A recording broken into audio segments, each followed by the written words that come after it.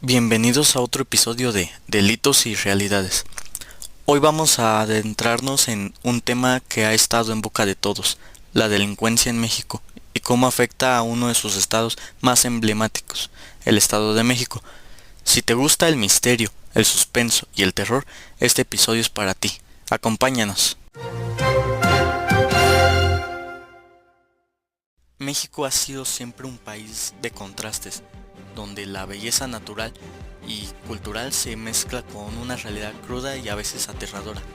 En los últimos años, los podcasts han experimentado un auge significativo en México, convirtiéndose en una plataforma ideal para explorar géneros como el misterio, el suspenso o hasta el terror.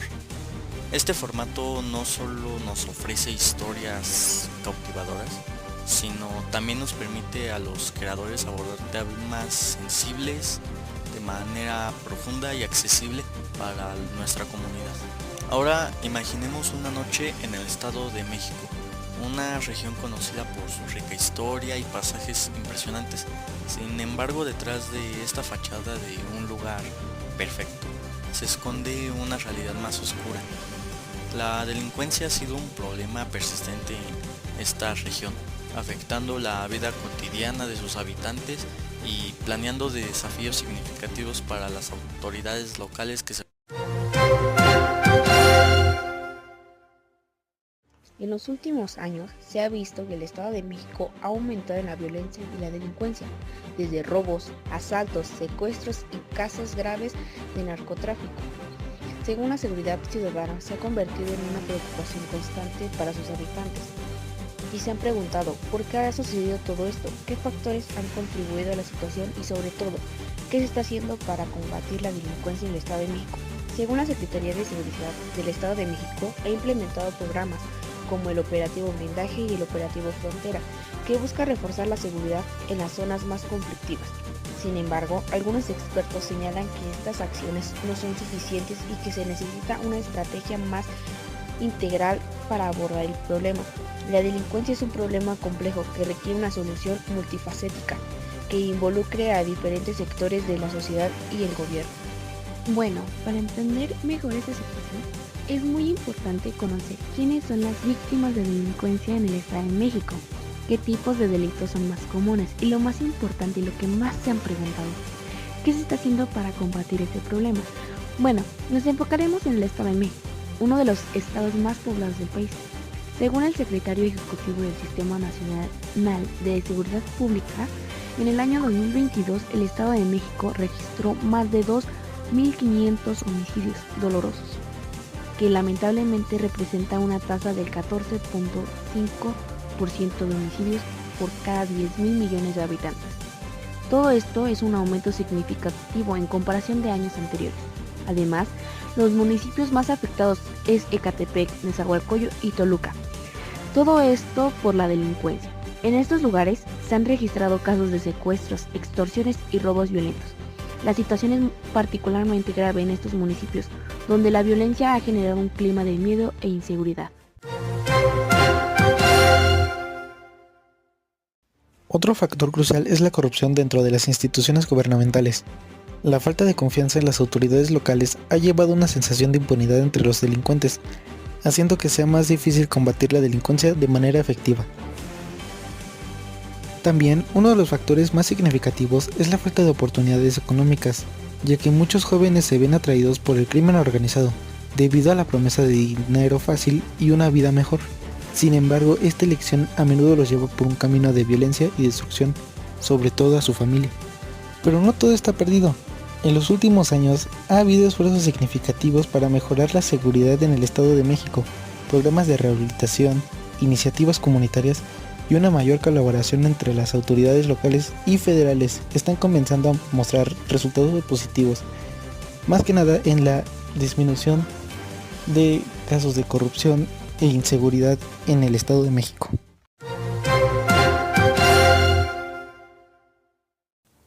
Además, los podcasts como el nuestro juegan un papel importante en la conciencia y la educación, al abordar temas sensibles de manera abierta y honesta, podemos ayudar a cambiar la narrativa y fomentar un diálogo constructivo sobre cómo mejorar la seguridad en nuestra comunidad. En las últimas 2 décadas, la dinámica de la delincuencia organizada en México ha experimentado cambios sustanciales. Muchos de estos cambios tienen su origen en el inicio de la guerra contra las drogas en 2006 y la consiguiente desarticulación de las estructuras de varias organizaciones. Esto ha llevado a una fragmentación del crimen organizado, con nuevas bandas y grupos emergiendo de diferentes regiones del país, incluyendo el Estado de México. La delincuencia organizada en el Estado de México ha evolucionado, adaptándose a las nuevas circunstancias, aprovechando las debilidades del sistema, desde el tráfico de drogas hasta el secuestro y la extorsión. Estas organizaciones han encontrado maneras de mantener su influencia y el poder.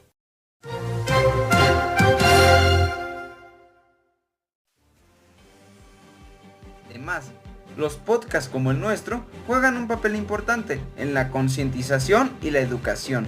Al abordar temas sensibles de manera abierta y honesta, podemos ayudar a cambiar la narrativa y fomentar un diálogo constructivo sobre cómo mejorar la seguridad en nuestra comunidad, informar a todas las personas, ya sea de habitantes del Estado de México o de la República, los cuales les ayudamos a que aprendan un poco sobre la inseguridad dentro del Estado de México.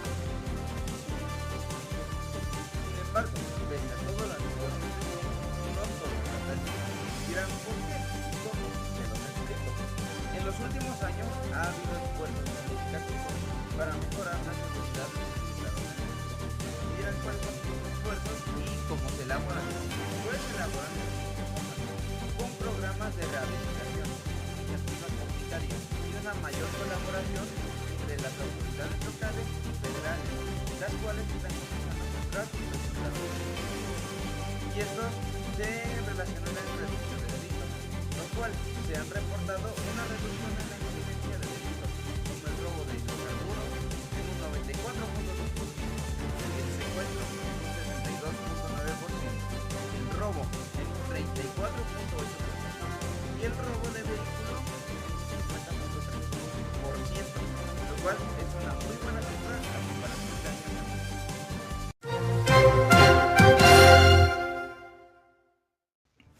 En resumen, la delincuencia en el Estado de México es un problema complejo que requiere soluciones multifacéticas, desde la creación de oportunidades económicas hasta la lucha contra la corrupción, también la mejora en los sistemas de justicia y la promoción de una educación de calidad. En conclusión, hay muchas cosas por hacer. No es tarea de unos pocos, es un desafío que nos involucra a todos como sociedad. Nos despedimos por ahora, pero seguiremos aquí investigando, contando historias, escuchando voces de muchas que son ignoradas. Esto fue Delitos y Realidades, un espacio para entender y transformar. Yo soy Emilio González Mora y te espero en el próximo episodio. Hasta entonces, cuídate mucho, cuida a los tuyos y nunca dejes de cuestionar.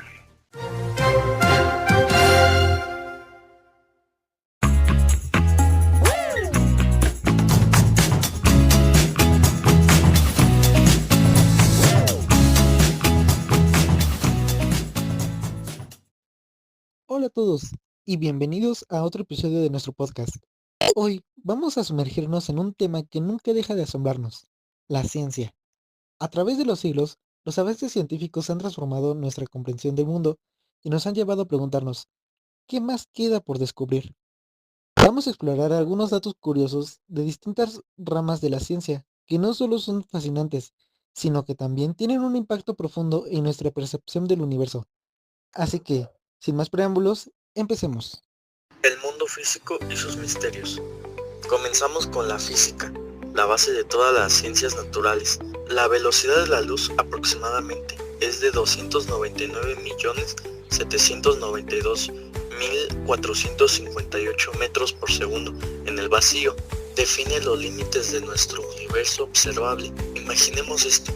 La luz viaja tan rápido que puede dar casi 8 vueltas alrededor de la Tierra en un segundo. Es increíble. Pero la física no se detiene ahí. La teoría cuántica nos presenta paradojas como el de Schrödinger, donde una partícula puede existir en múltiples estados simultáneamente. ¿Cómo es posible? Bueno, es algo que aún estamos tratando de entender. Otro fenómeno sorprendente es la superfluidez del hielo líquido, que puede fluir sin fricción. Sí, has oído bien, un líquido que fluye sin resistencia. Esto desafía nuestra comprensión convencional de cómo se comportan los líquidos.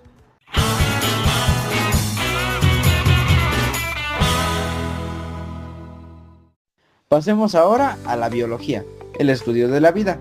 Nuestro cuerpo humano es una maravilla en sí mismo. Por ejemplo, el corazón late más de 100.000 veces al día, bombeando sangre a través de un sistema circulatorio que mide aproximadamente 100.000 kilómetros de longitud. Es como tener un viaje épico dentro de nosotros mismos. Y aquí hay otro dato curioso. La lengua humana tiene huellas únicas, al igual que las huellas dactilares. Así que, en teoría, podríamos identificar a alguien por su lengua. En el reino animal, los pulpos son simplemente increíbles. Tienen 3 corazones y sangre azul debido a un compuesto llamado hemocianina. ¿Pueden imaginarse una alienígena con sangre azul? Bueno, los pulpos ya lo son.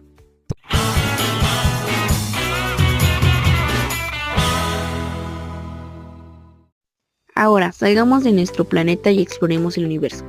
La astronomía nos recuerda lo pequeños que somos en el vasto cosmos. Tomaremos de ejemplo una estrella muy conocida por ser muy grande, que es 1700 veces más grande que nuestro Sol. Sí, es Uy-Scuti. Es tan enorme que si la colocáramos en el centro de nuestro sistema solar, se extendería más allá de las órbitas de Júpiter. En el espacio de microgravedad provoca efectos curiosos como la formación de esferas de agua debido a la tensión superficial. En Venus, un día dura más que un año debido a su lenta rotación. Finalmente, los agujeros negros. Esas estructuras misteriosas pueden evaporarse en el tiempo debido a la radiación de Weissmuth. Sí, así es, incluso los agujeros negros tienen una forma de desaparecer.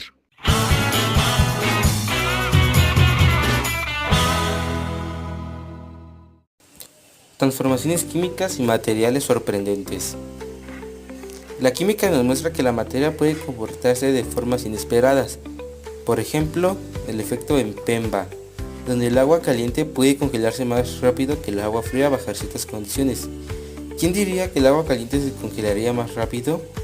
Además, el vidrio, que parece sólido, es en realidad un líquido de alta viscosidad, y algunos elementos cambian de color dependiendo de la temperatura y la presión, mostrando la complejidad de las interacciones atómicas. La ciencia es realmente fascinante, ¿no creen?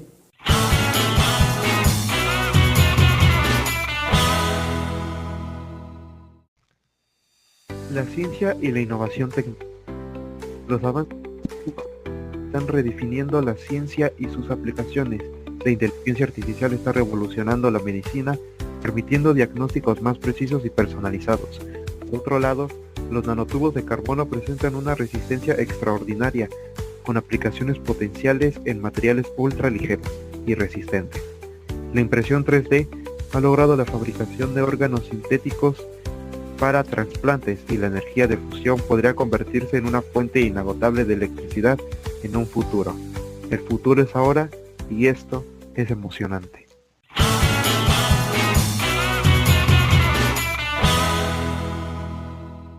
¿Es que hay cosas en la ciencia que parecen sacadas de una película de ciencia ficción? Pues bueno, te voy a presentar algunos de estos datos. Cuando los astronautas regresan de un paseo espacial, sus trajes huelen a carne quemada y metal. Dicen que es el olor del vacío del espacio. El cuerpo humano brilla. Sí, tu cuerpo brilla, pero en luz ultravioleta. Emitimos una pequeña cantidad de luz, solo que es demasiado débil para que el ojo humano la pueda percibir. Los pulpos tienen 3 corazones. 2 bombean a las branquias y el tercero al resto del cuerpo. Y cuando nadan, ese tercer corazón se detiene. Por eso prefieren arrastrarse. El plátano es radioactivo. El plátano es radioactivo. Los plátanos contienen potasio -40, un isótopo radioactivo. Pero tranquilo, tendrías que comer miles al mismo tiempo para que este sea peligroso. ¿Sabías que si pudieras quitar todo el espacio vacío de los átomos que componen a todos los humanos del planeta, podrías meter a toda la humanidad en el volumen de un terrón de azúcar?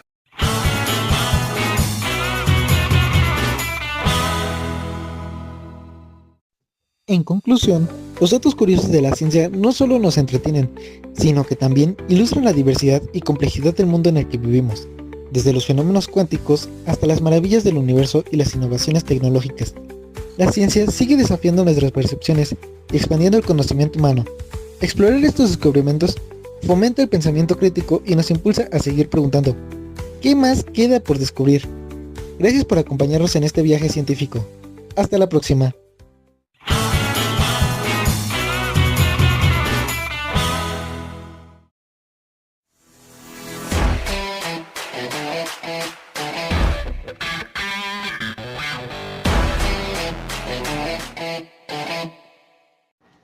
Hola a todos y bienvenidos a otro episodio de nuestro podcast. Hoy vamos a explorar algo fascinante como es la Tierra en números. Vamos a desglosar algunos datos asombrosos sobre nuestro planeta y ponerlo en perspectiva. Empecemos.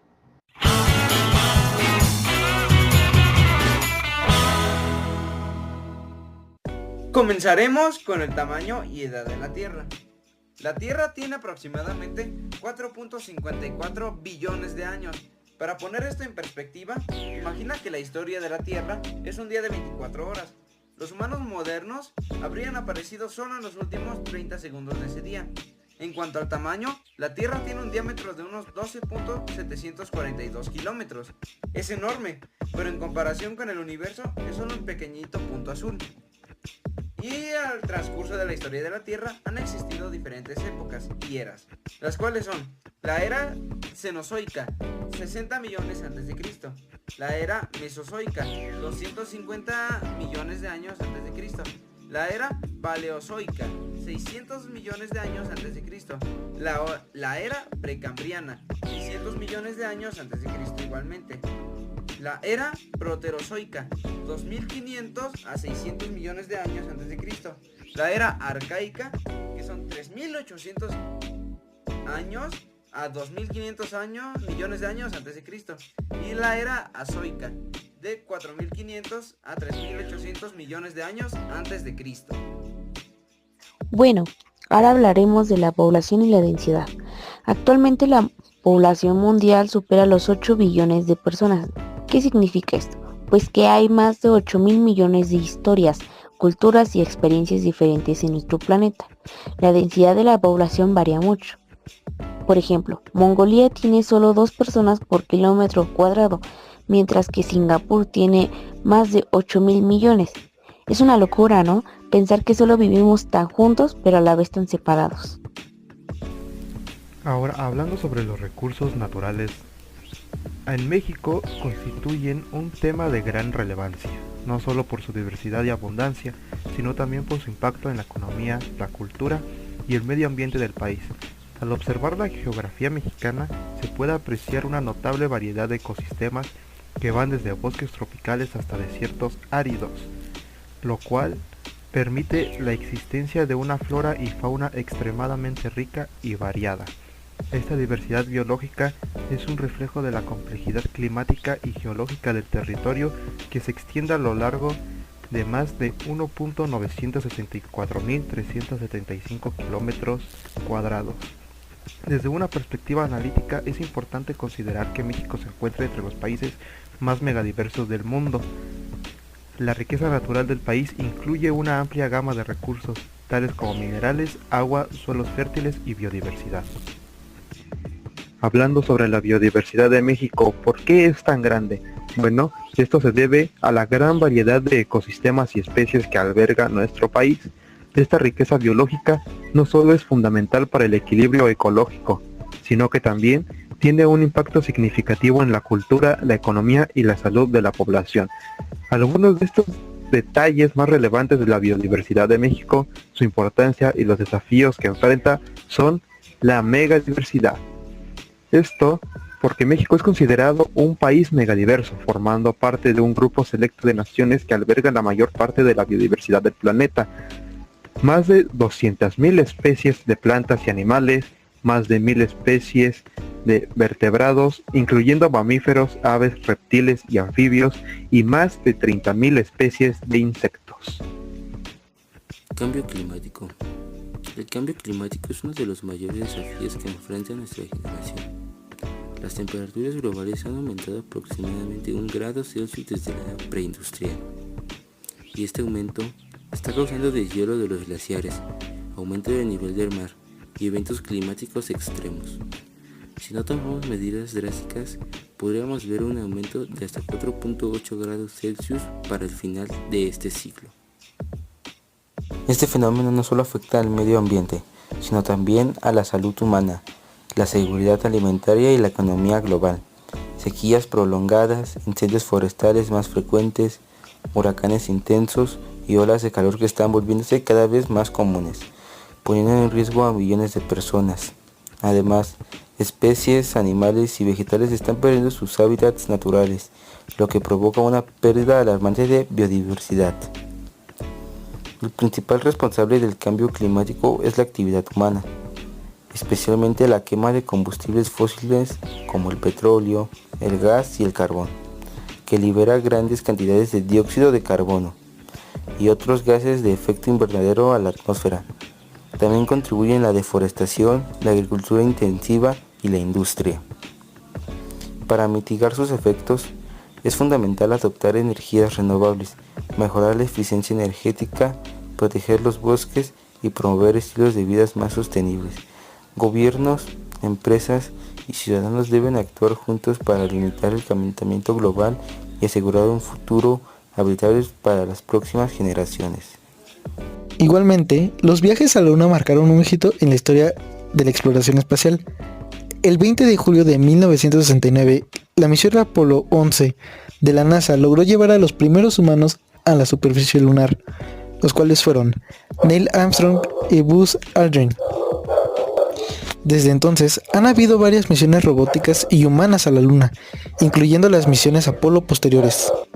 La exploración del espacio exterior no solo satisface nuestra curiosidad, sino que también tiene el potencial de proporcionar recursos valiosos, avanzar nuestra comprensión del universo y, quizás algún día, asegurar la supervivencia a largo plazo de la especie humana más allá de la Tierra.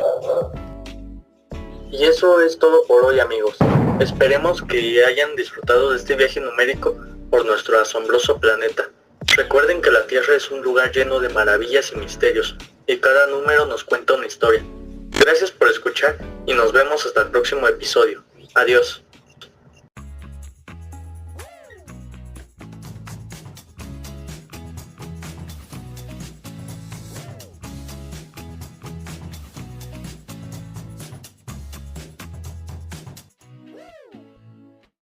Buenas tardes y bienvenidos a todos.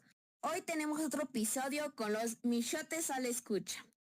Hoy hablaremos y exploraremos un tema fundamental en este mundo de la tecnología, que se trata sobre las bases de datos relacionales. Para profundizar este tema, contamos con nuestros compañeros que es Hernández Baltasar, Irving Octavio, González Mora Emilio, Yael Olvera Salazar, Urber Hurtado Rafael, Ángel Ramírez, Brian Uriel Santiago Medero y su servidora, Gil García Daniela Naomi. Bueno, ustedes se han preguntado, ¿qué son esas de las bases de datos relacionales? Estas están organizadas en datos en una tabla, que a su vez están compuestas por filas y columnas. Cada tabla representa una entidad y se entienden que se establecen mediante claves primarias y foráneas. A continuación hablará mi compañero Rafael. Exacto, Daniela. Las bases de datos relacionales se basan en el modelo relacional, que utiliza un lenguaje estructurado de consulta, conocido como SQL, para gestionar y manipular los datos. Este modelo asegura que los datos estén organizados de manera consistente y sean fáciles de consultar. Además, el modelo relacional permite definir reglas y restricciones que garantizan la integridad y la consistencia de los datos, lo que es crucial para aplicaciones críticas donde la precisión de los datos es esencial. Claro, imagínense una base de datos relacionales como una gran hoja de cálculo con múltiples pestañas. Se trata que cada pestaña es una tabla y cada tabla tiene filas y columnas. Estas contienen datos específicos, son relacionales entre estas tablas, se definen claramente, lo que permite consultas precisas y eficientes.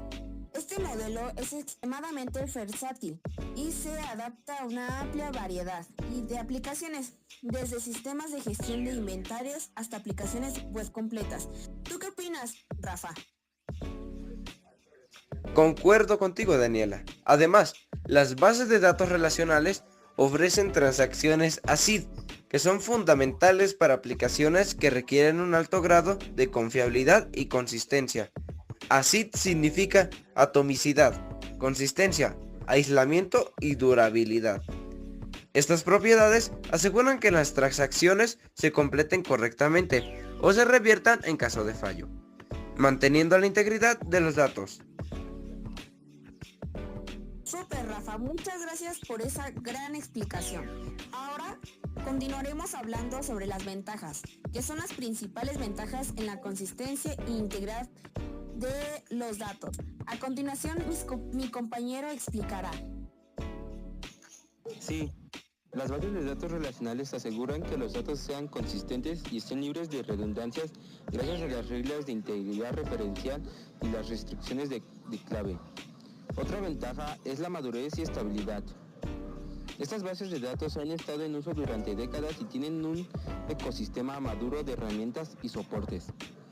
Esto significa que hay una gran cantidad de documentación, tutoriales y comunidades en línea que pueden ayudar a los desarrolladores a resolver problemas y optimizar sus bases de datos. Además, SQL es un lenguaje de consulta muy poderoso y flexible. Permite realizar operaciones complejas con relativa facilidad, desde consultas simples hasta transacciones complejas que involucran múltiples áreas. SQL también es declarativo, lo que significa que los desarrolladores pueden especificar qué datos quieren sin tener que preocuparse por cómo se recuperan, lo que simplifica el proceso de desarrollo y mantenimiento. Otra ventaja importante es la facilidad de mantenimiento y actualización. Debido a todo esto, es una estructura bien definida y las reglas de integridad. Las bases de datos relacionales son relativamente fáciles de mantener y actualizar. Muchas gracias, compañeros, por esta gran explicación. Ya entendemos una pequeña parte de lo que son las bases de datos, pero para entender mejor las bases de datos es importante conocer sus componentes claves. ¿Nos podrías explicar, compañero? Claro que sí. Los componentes clave incluyen tablas. Son las estructuras básicas que contienen datos. Cada tabla tiene un nombre y está compuesta por filas y columnas. Filas representan registros individuales dentro de una tabla. 3. Columnas representan atributos o campos dentro de una tabla. O cada columna tiene un nombre y tiene un tipo de datos específico. 4. Claves primarias. Un valor único que identifica de una manera única cada fila de una tabla. 5. Claves foráneas. Un valor de una tabla que se hace referente a la clave primaria en otra tabla, estableciendo así una relación entre tablas. Índices. Estructuras que mejoran la velocidad de las consultas al permitir un acceso más rápido a los datos. Visitas. Resultados guardados de consultas que se pueden utilizar como tablas virtuales. Súper, compañero, muchas gracias por esa explicación. Pero para todo esto, para el contexto mejor, veamos algunos casos de uso y ejemplos prácticos. ¿Se han imaginado un sistema de gestión de inventario para una tienda? Mi compañero lo explicará. Claro que sí, muchas gracias. Por ejemplo, una base de datos relacional sería ideal para esto, ya que podrías tener tablas para productos, proveedores, pedidos y clientes. Las relaciones entre estas tablas se definirían claramente, permitiendo consultas eficientes como encontrar todos los pedidos de un cliente en específico o para verificar el stock de un producto determinado. Por ejemplo, podrías tener una tabla para productos con columnas como ID del producto, nombre del producto, precio y cantidad en stock. Luego podrías tener una tabla pedidos que referencie la tabla de productos a través de una clave foránea, permitiendo rastrear qué productos se han perdido y en qué cantidades. Súper, muchas gracias, compañero. Otro ejemplo para que puedan entender mejor es un sistema de gestión de recursos empresariales, mejor dicho, un ERP. Todo esto son aplicaciones que a menudo se utilizan en bases de datos relacionales, que es en donde se manejan una amplia gama de datos, desde finanzas hasta recursos humanos, pasando por la gestión de proyectos. Un ERP podría tener múltiples tablas como empleados, departamentos, proyectos y tareas. Todas estas interactuadas a través de claves foráneas y permitiendo una gestión integrada y eficiente de los recursos de la empresa. Exactamente. Las bases de datos relacionales son extremadamente versátiles y pueden adaptarse a una variedad de necesidades empresariales. Su capacidad para manejar relaciones complejas y mantener la integridad de los datos las hace ideales para aplicaciones criticadas donde la precisión y la confiabilidad son esenciales. Bueno, ya que nuestro compañero nos explicó un poquito para mejor entender, ahora pasaremos a... Aunque las bases de datos relacionales son muy poderosas, también tienen sus desafíos. Uno de los principales es la estabilidad. Mi compañero nos explicará sobre eso. Sí, las bases de datos relacionales pueden afrontar dificultades al escalarlos horizontalmente a menudo. Requieren una estabilidad vertical, lo que significa añadir más recursos como CPU, RAM y almacenamiento a un solo servidor, lo que puede ser costoso. Sin embargo, hay soluciones como particionamiento de datos y la repartición que pueden ayudar a mitigar esos problemas y mejorar la estabilidad. Otra consideración es la complejidad en el diseño del esquema, lo cual es definir un esquema relacional óptimo. Puede ser complicado y requiere una planificación cuidadosa para evitar redundancias y asegurar la integridad de los datos. Esto viene siendo un diseño de esquema pobre. Puede llevar a problemas de rendimiento y mantenimiento a largo plazo, por lo que es crucial involucrar a expertos en bases de datos en la fase de diseño para asegurar que el esquema sea eficiente y escalable.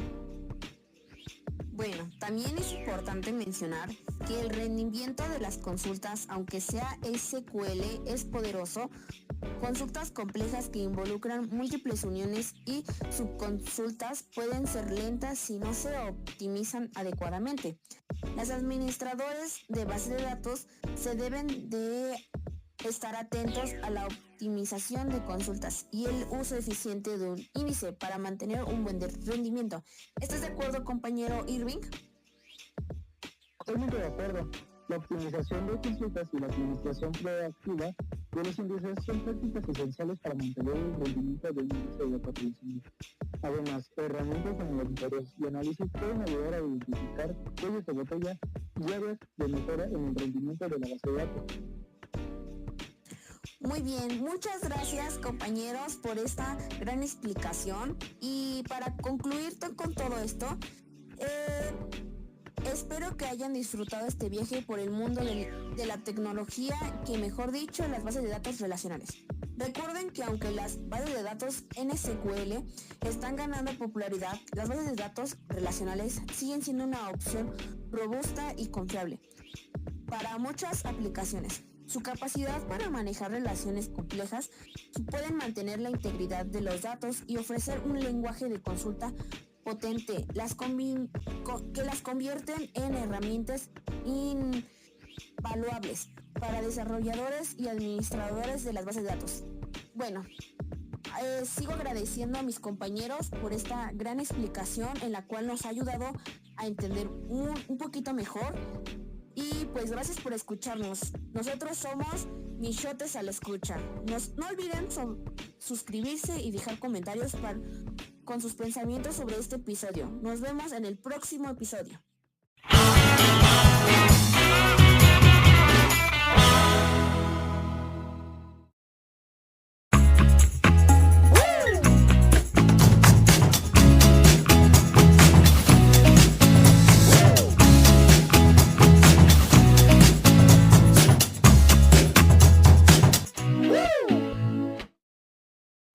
Hola, bienvenidos a todos en otro episodio más sobre los Michotes a la Escucha.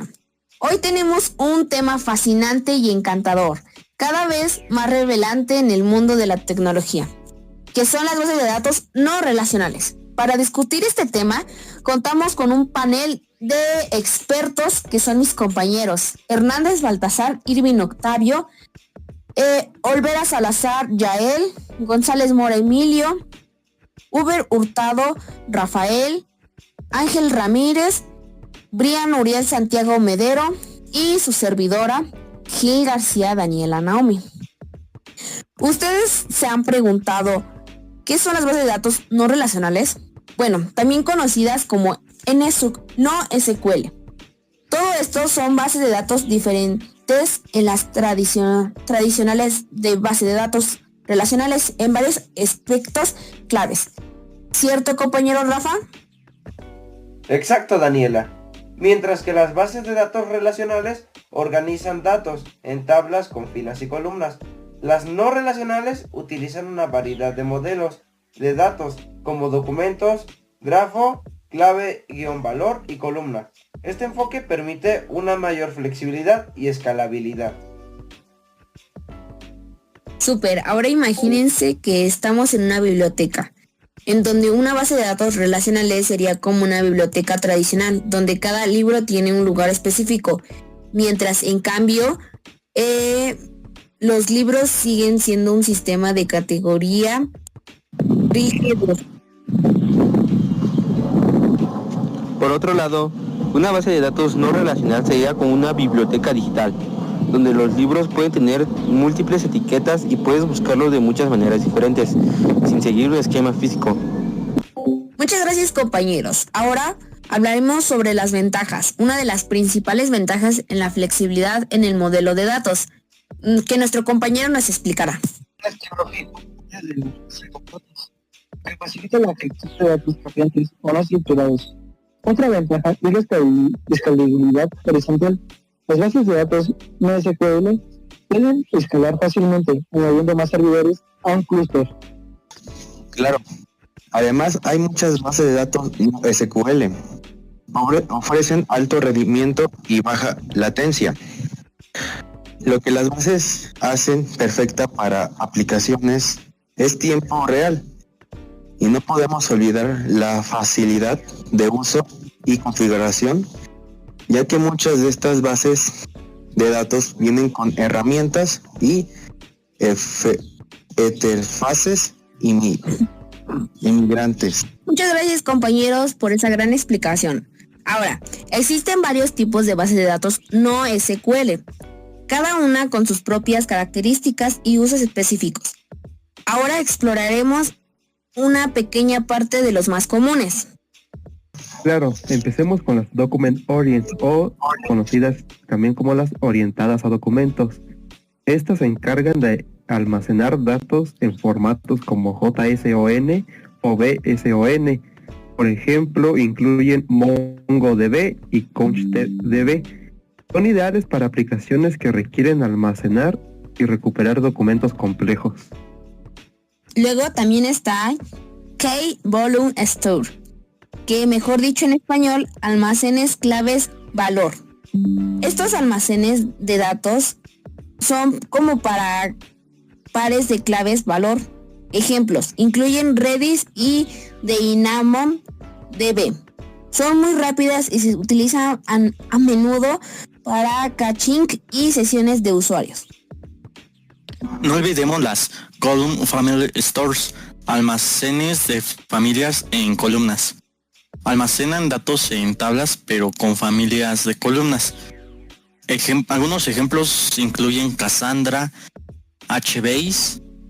Son excelentes para aplicaciones que requieren análisis de grandes volúmenes de datos.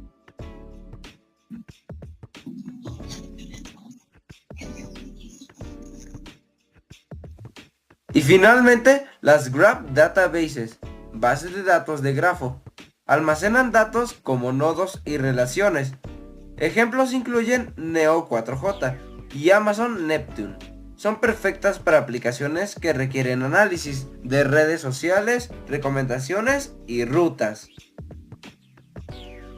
Bueno, muchas gracias compañeros, pero para tener todo esto en mejor contexto, veamos algunos casos de uso y ejemplos prácticos. Imagina una aplicación de redes sociales como Instagram. Necesitan manejar millones de fotos, videos y comentarios cada día. Una base de datos no SQL como Cassandra les permite escalar horizontalmente para manejar este volumen de datos mientras mantienen un alto rendimiento. Como por otro ejemplo, es una aplicación de comercio electrónico que puede usar una base de datos orientada a documentos como MongoDB para almacenar información de productos, usuarios y pedidos, entre otros. Esto les da una flexibilidad de agregar nuevos campos de datos sin tener que reconstructurar toda la base de datos. Bueno, a continuación hablaremos sobre desafíos y consideraciones. Aunque las bases de datos no SQL ofrecen muchas ventajas, también tienen sus desafíos. Uno de los principales es la consideración de datos. A continuación, mis compañeros hablarán al respecto sobre eso. Una base de datos con SQL sacrifican la consistencia en favor de la disponibilidad y la partición, lo que puede llevar a problemas de datos incoherentes. Claro, como también la complejidad. En consultas puede ser un desafío, ya que las consultas en no SQL a menudo son menores reflexiones y poderosas en que la base de datos relacionales. Otra consideración es la madurez y soporte, aunque muchas bases de datos no SQL son muy robustas. Algunas son más nuevas y pueden carecer de la madurez y el soporte empresarial de las bases de datos relacionales tradicionales. Muchas gracias compañeros y gracias por su tiempo y su dedicación a este tema para podernos dar una pequeña explicación de cada uno de los temas para poder nosotros entender mucho mejor. Espero que hayan disfrutado este viaje por el mundo de las bases de datos no relacionales. Recuerden que la elección entre una base de datos relacional y no relacional depende de sus necesidades específicas. Así que tomen en cuenta los pros y los contras antes de decidir. Gracias a todos por escuchar. Michotes a la escucha. No olviden suscribirse y dejar un comentario con sus pensamientos sobre este episodio. Nos vemos en el siguiente episodio.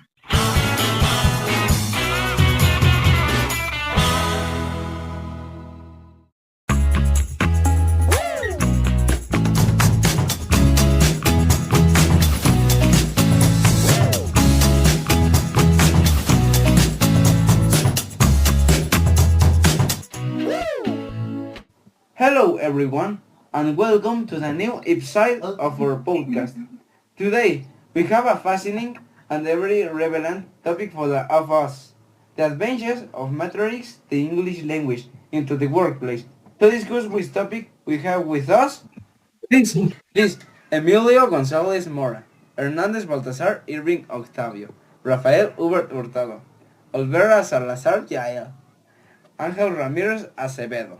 Then you have beginned here. Let's get started. Let's start with the first obvious advantage, global communication. English is the international language of business. Daniela, can you share with us how mastering English has influenced your ability to communicate on global scale? Thank you, Rafael. Fortunately for me, master in English has been inclusive. It has hired me to participate in international meetings and program things from different countries will come communicate. This has enriched my work experience and allowed me to under different species. That's amazing. Yael, what do you think? How did you notice similar adventures in your career? Absolutely. English has opened doors of opportunity I never imagined. For explain, I had the chance to work on a project with a company in United States, and my English proficiency was essential for the project's success. Let's move on to the second point. Thanks, Jael. Better job opportunities. Many companies require the employees to have a high level of English. Irving, how has your mastery of English affected your job opportunities? Definitely. It has been this factor. Listing my fluency in English of my resume has made me more competitive. I have received job offers from multinational corporations and has been to negotiate better employment conditions thanks to this skill. English is also crucial for professional development.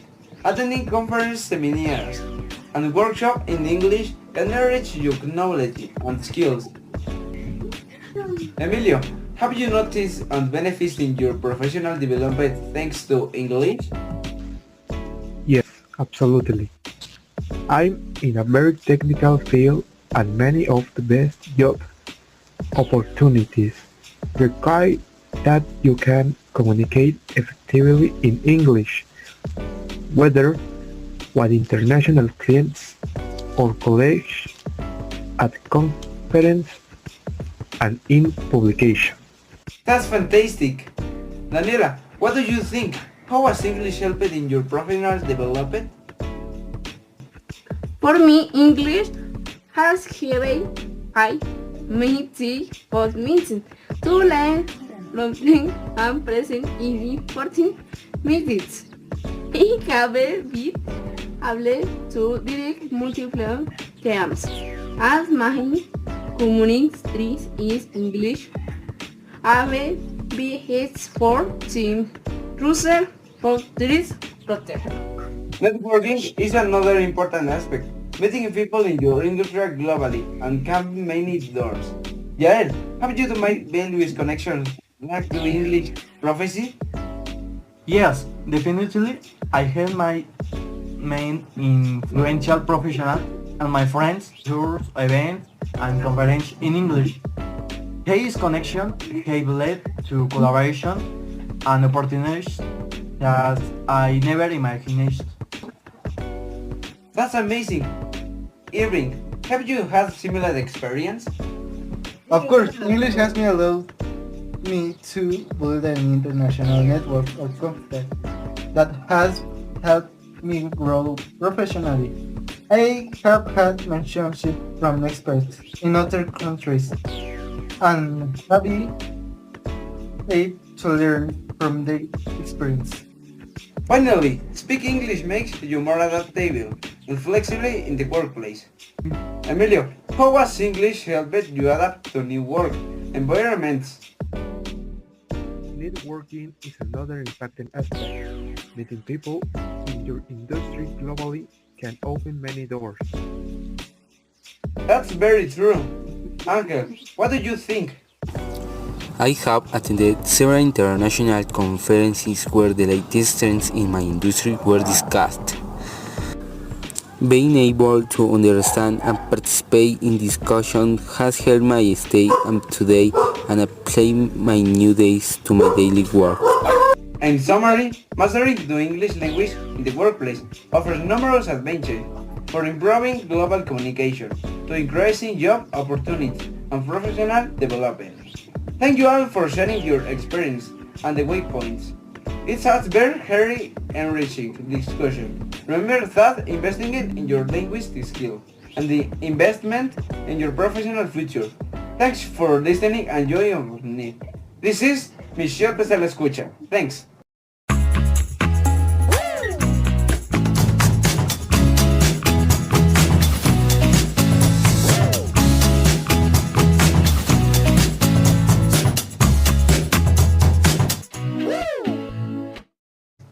Buenas tardes y bienvenidos a todos.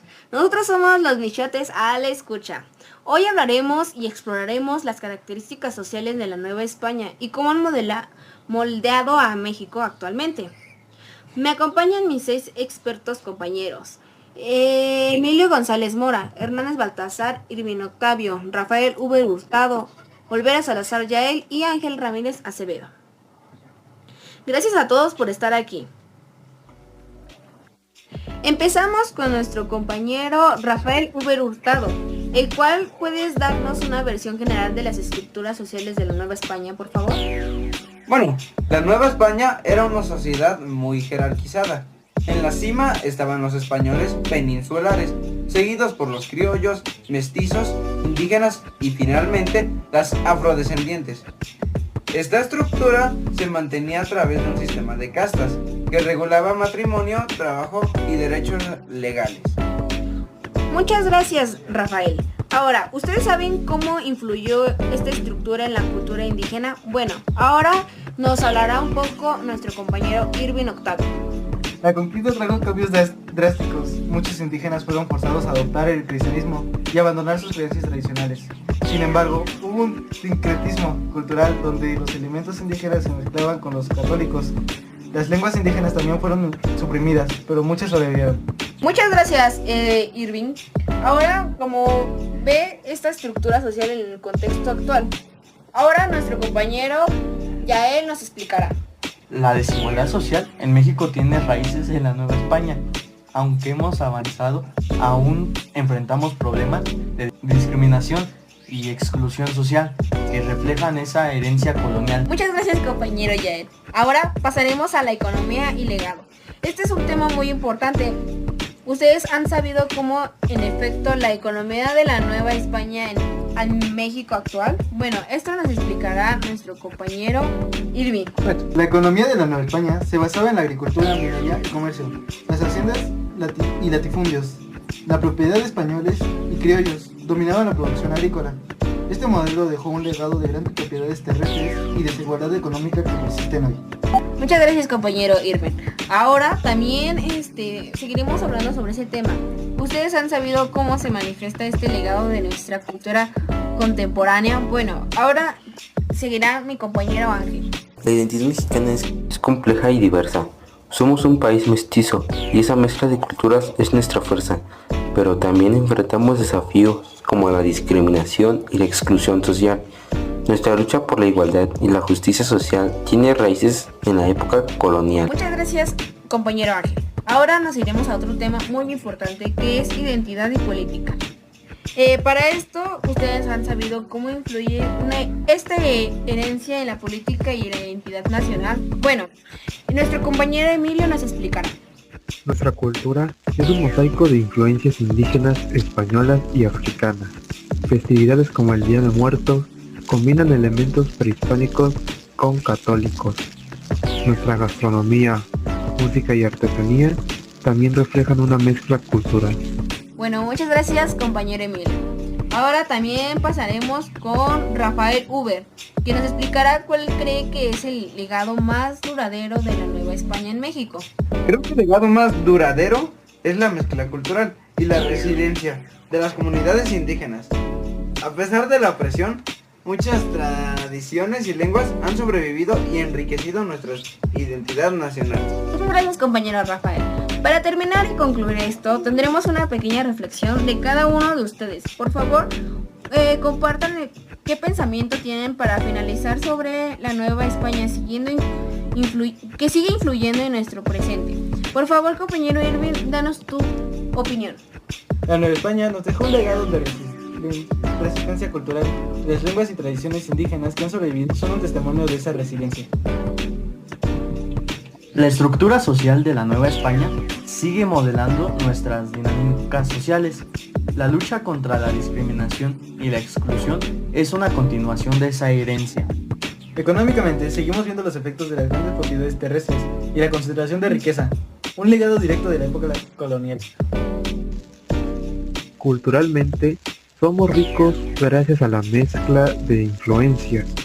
Nuestras festividades, nuestra comida y nuestra artesanía son un reflejo de esas herencias diversas que han dejado en el transcurso del tiempo. Políticamente, nuestra lucha por la igualdad y la justicia social tiene raíces en la Nueva España. Somos un país en constante evolución y nuestra historia colonial es solo una parte de ese viaje. Históricamente, la Nueva España nos enseñó la importancia de la mezcla cultural. Nuestra identidad mexicana es fuerte gracias a esa diversidad. Muchas gracias a todos, me encantó su valiosa opinión, que es muy importante. Ha sido una conversación profundamente enriquecedora. Para nuestros oyentes, esperamos que hayan disfrutado de este viaje a través de la historia y la cultura de México. Para la próxima tendremos más episodios importantes. Esto es Michotes a la Escucha.